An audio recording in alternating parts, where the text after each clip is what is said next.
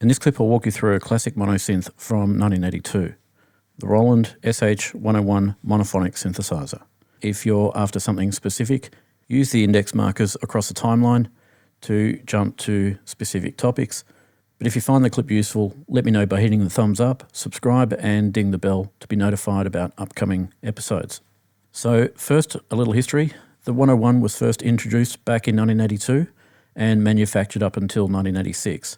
It features a modest 32 key or 2.5 octave keyboard. The module sections are well positioned for easy access, and there's an appealing element about these that invite you to put your hands on them. Being released in 82, it predated MIDI.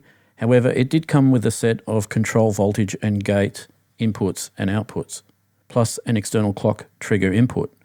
So it still has the ability to connect to modern day gear without needing a modification. Roland recently reissued the 101 in a smaller boutique form known as the SH-101A, and there's also some third-party imitations floating around, so some of the features I demonstrate in this clip may work similarly on those too. And don't let this little plastic facade fool you. Just because it came in 3 colours and takes batteries doesn't mean it's a toy. It actually packs quite a punch. And if you're lucky enough to have the MGS1 hand grip, you can hook on a guitar strap and shred a lead solo in front of 20,000 people, or maybe just your cat. But despite the modest appearance, it's feature-packed and a lot of fun to mess around on.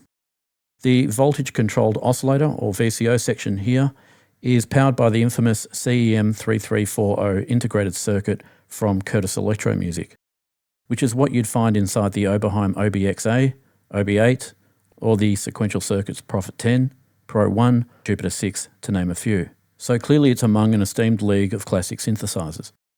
The voltage-controlled filter, or VCF, is a resonant filter powered by Roland's custom IR3109 integrated circuit, which also powers the filters on the Jupiter 8, Jupiter 6, Juno 6 and Juno 60, to name a few. Evidently we're looking at the grey edition, but these were also available in red and blue. I think I prefer them in blue, but then my first 101 was blue, so I may be a little nostalgic about the blue. But let's put it to a vote. Show of hands in the comments below. Anyway, vanity aside, these are very capable of pulling an amazing lead sound, or even making thick bass lines that you can arpeggiate using the onboard Arpeggiator.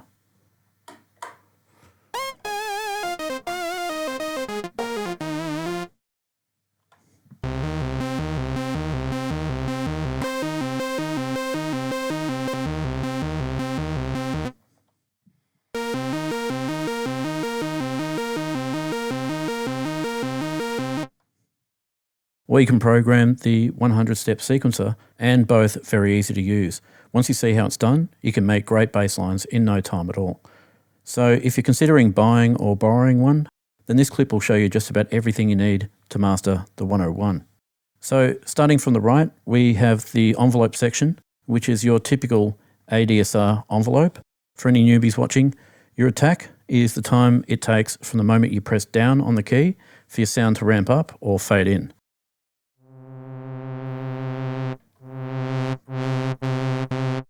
Decay can be thought of as your transition time between the top of the attack to your sustain amount.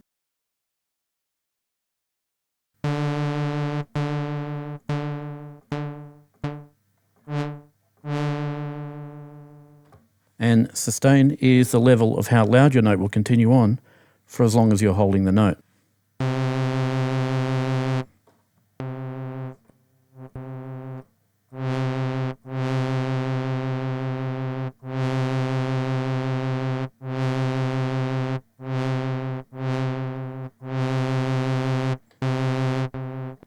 Then release occurs from the moment you take your finger off, and is the time the sound takes to fade out or taper off.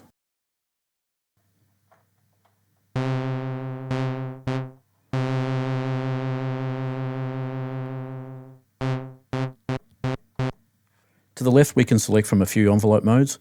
If your envelope mode is set to gate plus trigger, then that will cause notes to behave in such a way that if you're holding down a note and press an overlapping note, the second note will re-trigger the envelope, like so.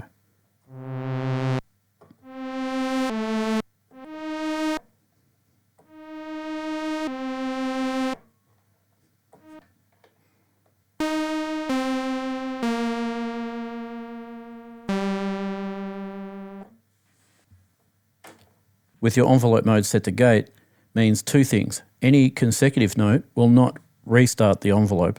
It'll just continue on from the previous envelope position. And the second caveat is that the lowest note has priority. So if you're holding down a low note and introduce a second higher note up the keyboard, you simply won't hear it.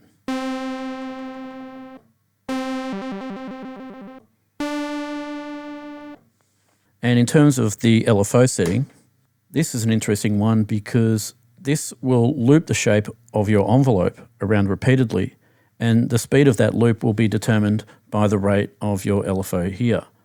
And you don't really get to hear a lot of the sustain, but you will notice the attack, decay, and the release looping around, provided the LFO rate isn't set too fast.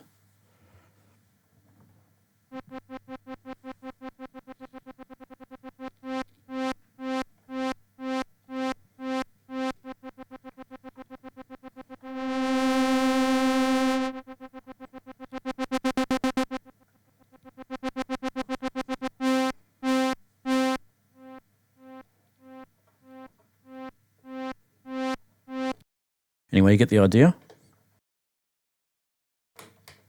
To the left, we have the voltage controlled amplitude, or VCA, which has two modes.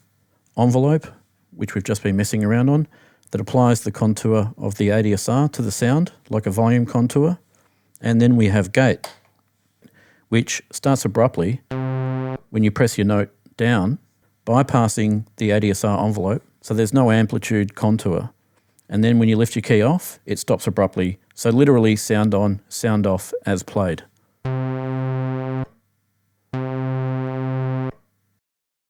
I should also point out that there's no key velocity sensitivity on the 101 like you'd find on a piano. The keys register as either on or off as you press down or release them. So no softness or loudness. Next, on the left, we have the voltage controlled filter, or VCF, which is where things start to get a little interesting. First of all, we have the cutoff frequency. Lowering the position of this filters out the higher frequencies, like this.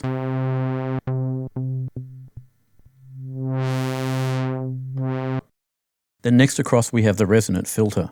Increasing this emphasises certain harmonics and higher amounts of resonance.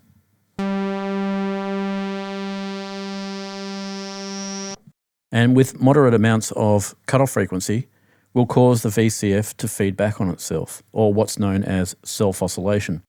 So much so that you can remove any tonal layers from the source mixer and still hear a pure sine wave that's generated by the self-oscillation, kind of like feedback from a guitar.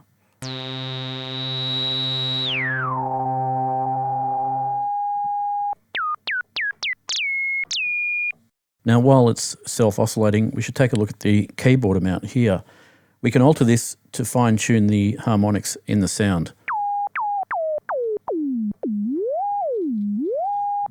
I'd usually start creating a sound with that all the way up, but it's there to be messed around with, so experiment with it. It's fairly subtle, so you might notice it on one sound more than another.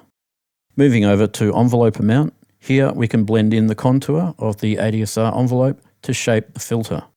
Ultimately, you can use the ADSR envelope for both the VCA and the VCF, or just use the VCF when the VCA is set to gate.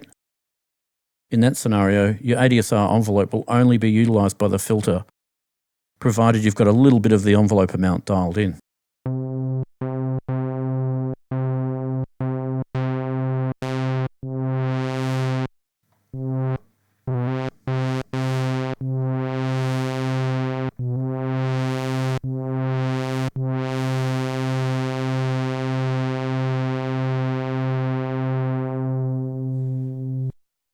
Last, under the VCF, we have the modulation amount. Here you can blend in some of the rate and shape of your LFO from the modulation section, which you can now hear is oscillating the filter.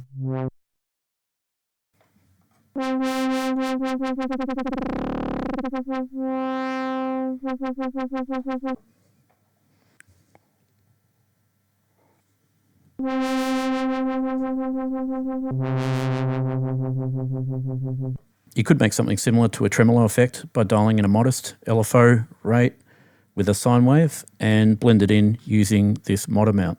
Or you can make a retro bleepy sci-fi effect by using the sample and hold, aka random generator, dialing in some resonance and pulling down the frequency.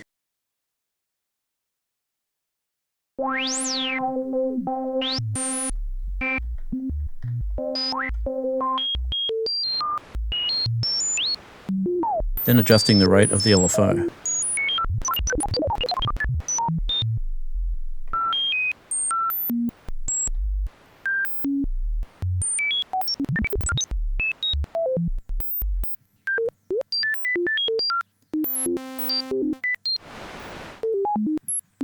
Finally, adding a little bit of white noise for an added effect.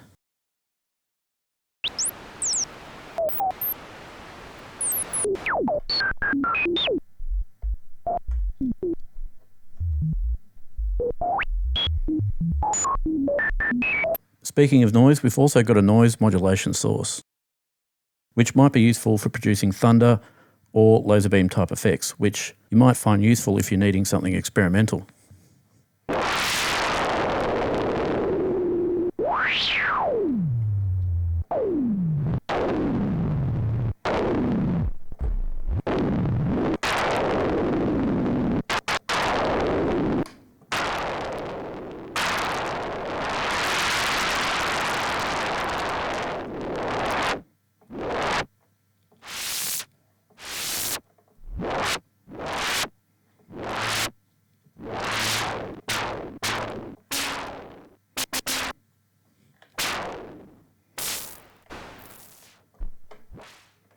So let's take a look at the VCO section, starting with the modulation amount.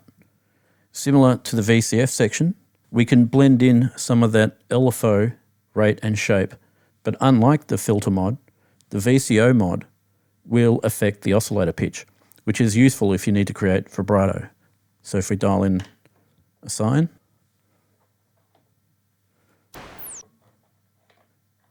get some straight tone, no noise, some sustain, and now a bit of mod.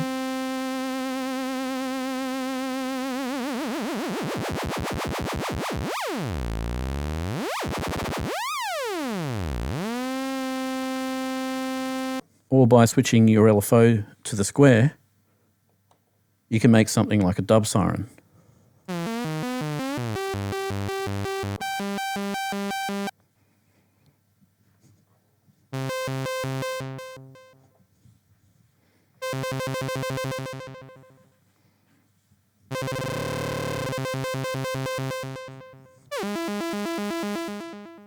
As mentioned earlier, we have 4 octave ranges that will shift the pitch of the oscillator up or down by amounts of octaves.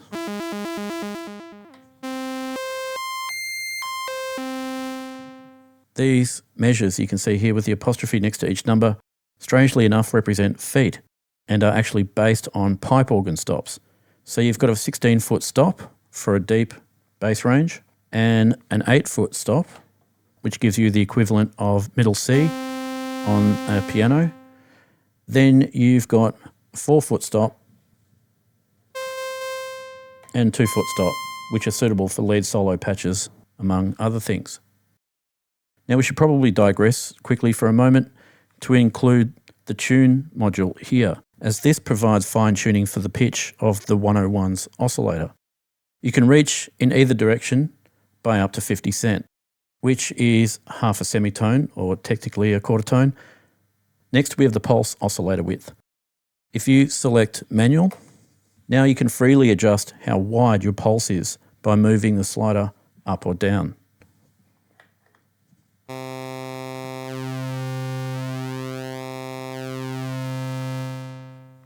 And you can hear the harmonics shifting, creating metallic types of textures. However, at its lowest position, the pulse shape will be reduced to 50% width, which then becomes a square wave.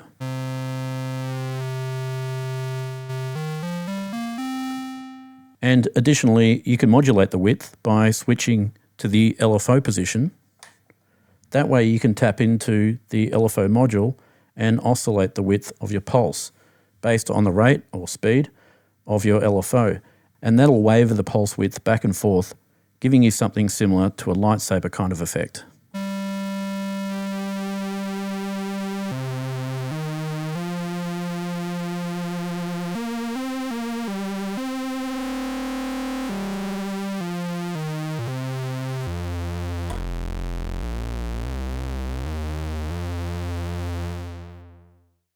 And then the last option here taps into the ADSR envelope. And given a certain amount of width here, will tighten up and ease the width of your pulse to the contour and pace of your envelope. And this becomes easily noticeable if we dial in a heap of attack and decay.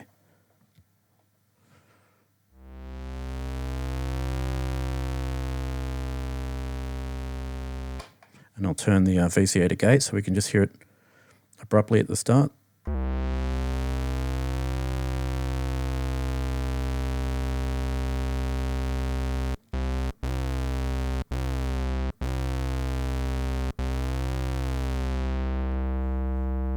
So moving on to our source mixer. Here we have 4 different sound sources, which are basically your tonal layers, starting with our pulse level, which we just covered a moment ago. Then we have sawtooth.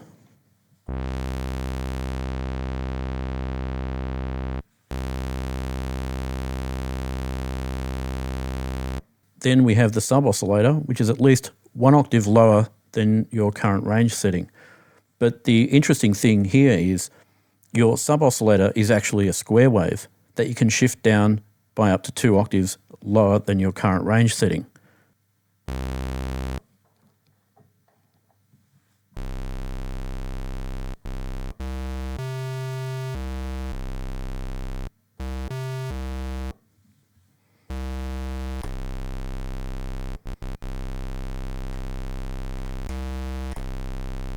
And furthermore, the last option is a pulse setting, 2 octaves lower than your current VCO range. So you've got a couple of sub-oscillator shapes to choose from. Finally, there's a white noise generator that provides a little sizzle or static if you need it.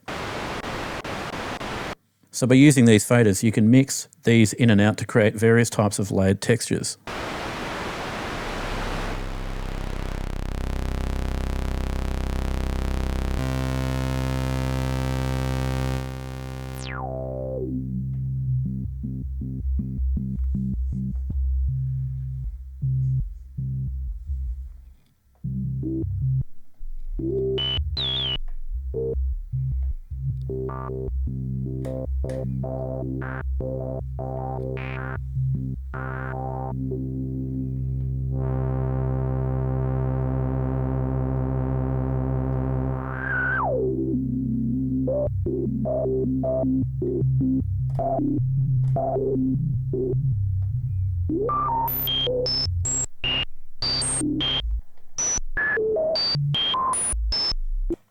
And that pretty much covers all the panel modules.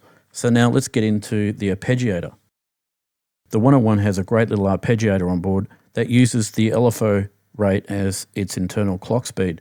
But what's even cooler is if you connect a 1/4-inch jack to the external clock input, the internal clock of the 101 will disengage and the arpeggiator, and sequencer for that matter, will follow the clock pulses from your external device. However, the LFO rate will continue to control the speed of the LFO, so you can still modulate the mod destinations to affect your VCO, your VCF, and your envelope while your 101 is being synced to an external device. So devices like the Roland 808, 606, 909, or maybe even something more current, like this ERM multi-clock or similar device, will allow me to clock the 101 to a DAW or possibly a hardware sequencer of some sort. The thing I like most about the 101's arpeggiator is it's just always ready to go and it's easy to use. Just select a direction for which way you want your notes to cycle, and you can cycle downwards, upwards, or up and downwards. So if I select down and hold multiple notes, the 101 will play and re-trigger my notes based on the direction here, and the clock speed here set by the LFO or whatever my external device is doing. But if I hold multiple notes down and press the hold button and let go, the arpeggiator will continue to re-trigger the notes until hold is disabled. So now my hands are free, I can tweak the filter and mess around with other things.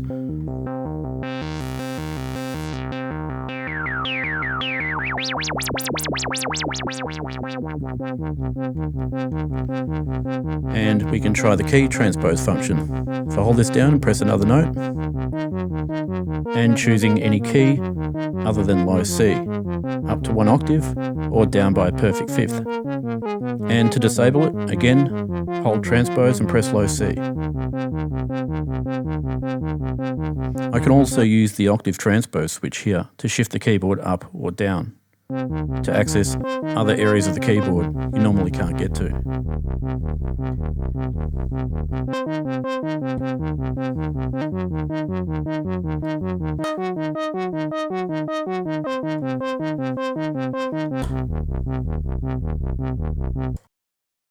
So now let's take a look at the onboard sequencer.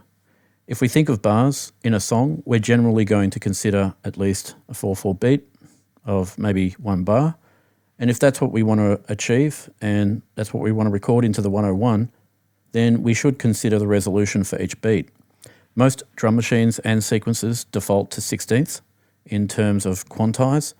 So if we stick to that number, 16, we'll be able to make a perfect 1 bar loop. So I'll throw down a basic pattern with 16 notes. First I'll hit the load button, and now as I play I'll count 16. And once I've got 16, I'll stop recording by hitting the load button again. Cool, now that's 16 notes. That's enough to fill 1 bar. So let's hit play and see what that sounds like.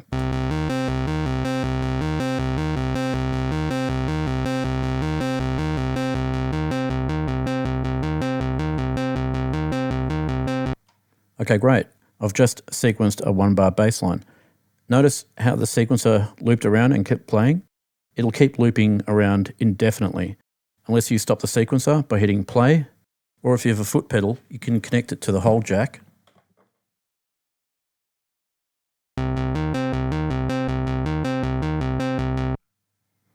And stop it that way. So this time I'll make another bass line, but I don't want this one to be so busy. I want to put some gaps in there, in between notes.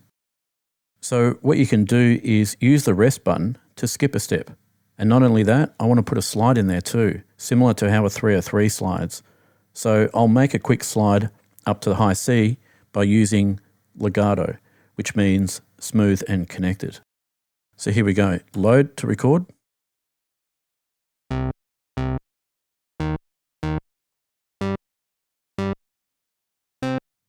Let's hit play and see what happened. All right, now we can't hear the legato, so we'll switch portamento to auto.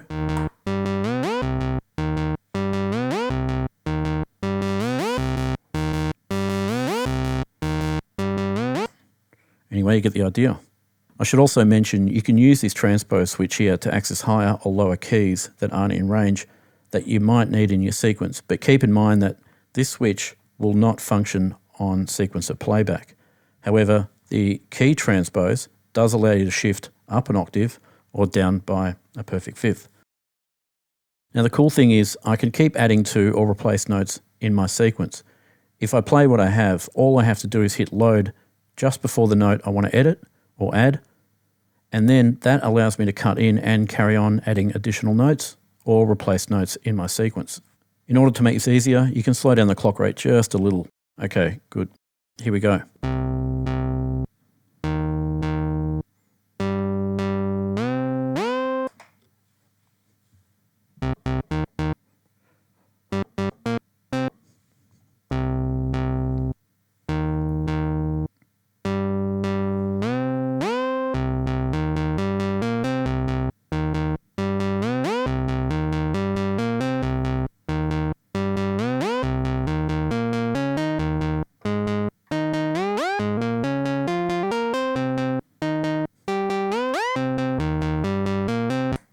Okay, great. So it's looping fine. They're all correct measures. It'll loop to an external device really easily. And that's handy if you make a mistake. You can repeat that process as many times as you like. The only thing to be careful of is you can't delete steps.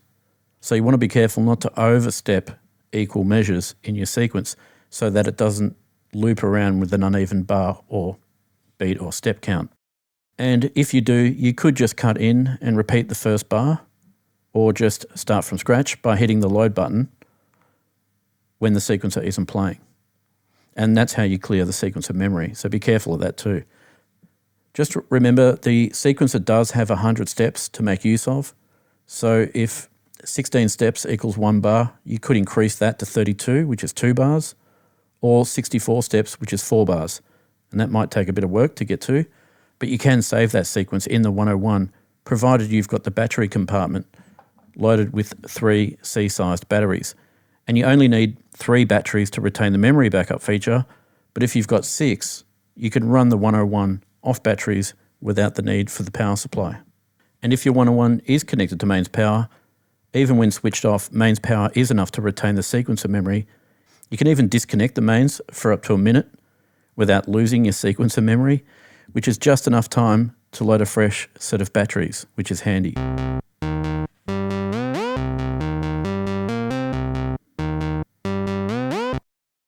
So let's take a look at this performance section here. We've got a handy little bunch of features that you can customize to your preferred performance settings. Starting with the transpose switch, you can jump to a higher or lower octave range in real time by flicking in either direction.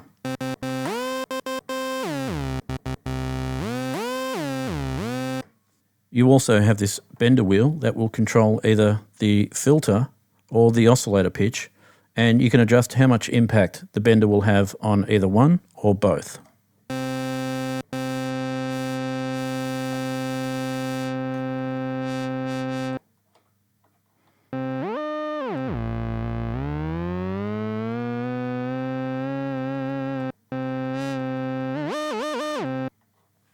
To set up the common everyday type pitch bender, sometimes I just take all the filter out, all the VCF out, and then just dial in a tiny little VCO amount so that it matches 2 semitones.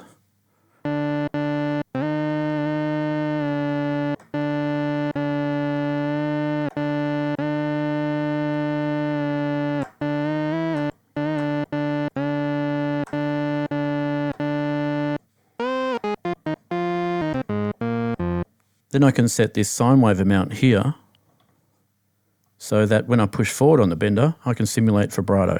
And the rate of this, again, is controlled by the rate of the LFO here.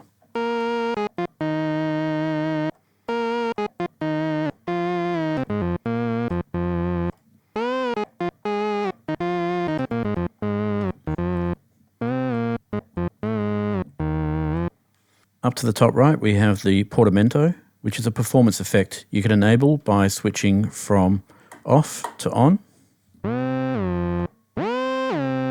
And dramatic amounts of portamento kind of make the 101 sound similar to a theremin.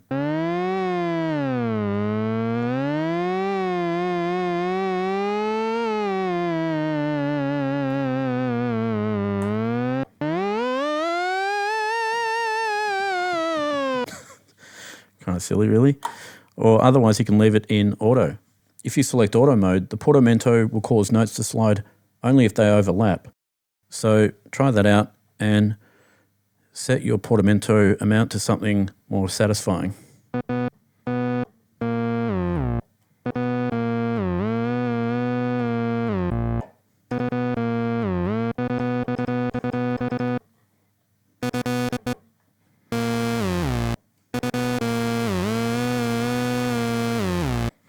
Alright, sorry about that. Okay, so we've covered most of the sound and sequencer modules. You've got your master volume here, which controls the main output and the headphone output. And then some of you might be lucky enough to own the MGS1 hand grip that you can plug into the modulation grip connector. And the MGS1 has a modulation button, which behaves the same as the bender mod. And then you've got the wheel bender, which does the same thing as the pitch bender on the 101. Essentially, this converts the 101 from a flatbed keyboard into a keytar. And if you mount this with screws, then you can get the ability to thread up a guitar strap that you can strap on around your neck. But the cool thing is, if you flex both benders at the same time, the VCF or VCO can reach twice as far. So you can get the 101 squealing with both of these going. So let's take a look at the external connectors up here. The external clock input gives you a bunch of options to connect to. I've got this ERM multi-clock here, which is capable of generating a clock pulse. But if you've got a 606, 808 or 909, they have dedicated trigger outputs that you can connect to that there, and you could program a specific trigger pattern, so it doesn't necessarily need to be a constant pattern of 16ths. You could program in just quarter notes if you wanted to. Next, we've got the hold pedal input, which you can connect a Roland DP2 or compatible pedal to, and pressing down on the pedal will activate the hold button. Or if the sequencer is playing, the foot pedal will stop the sequencer.